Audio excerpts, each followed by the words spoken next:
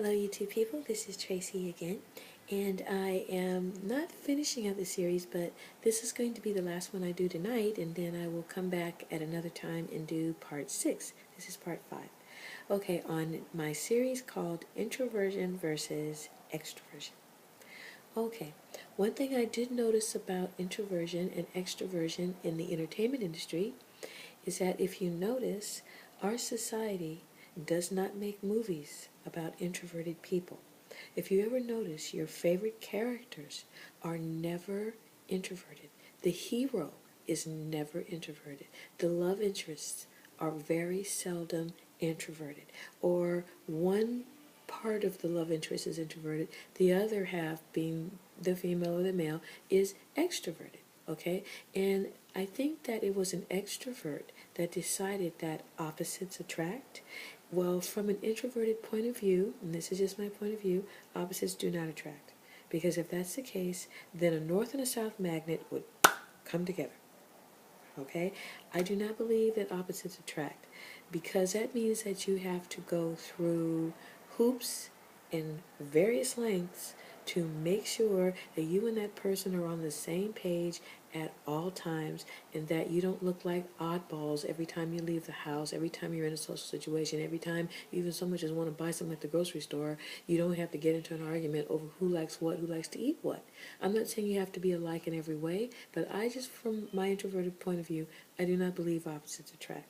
But getting back to what I was talking about, if you ever notice that in the entertainment industry, the person that you like the most, the singer, the actor, the performer, is never celebrated as a introverted individual, because our society, our American society, says that introversion is a disease, that it can be treated, and that you can go out and get some medication or get some alcohol or get some drugs and bring that out. It's called bringing you out of your shell. Well, I don't believe anybody's really in a shell.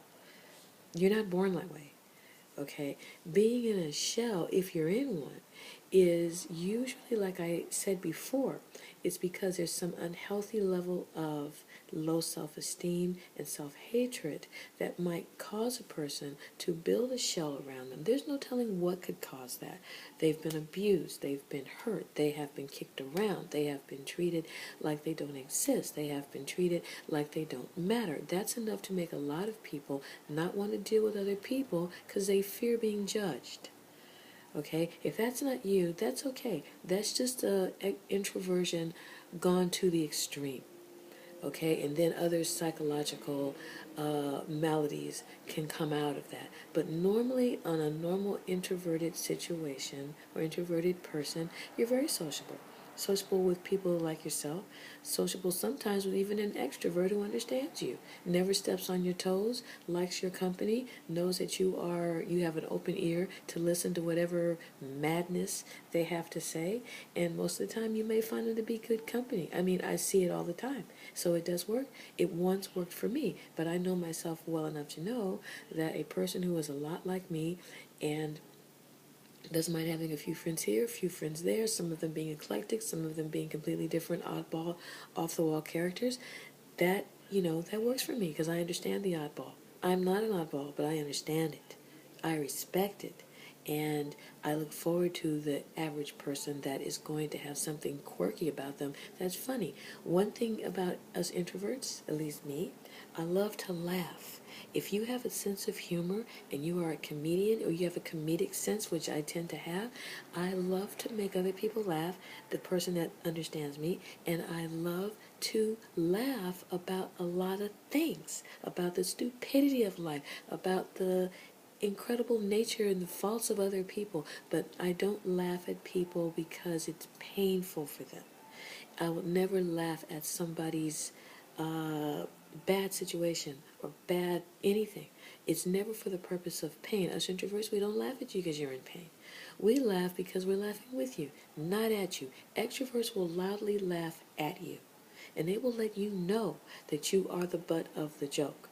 They get off on that. They love it when you leave the room and you can hear the laughter and you know it's about you.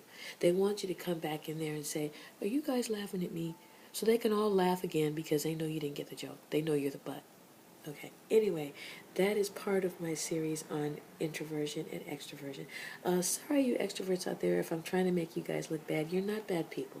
It's just that the world is largely 85% introvert, and the other 20% are in denial. That's how I see that. Trust me, go to Europe, go to Africa, go to different parts of the world. I guarantee you, you will find a lot of introverts there. People that are very, very into themselves, understand their own nature, and get along great with other people. Okay?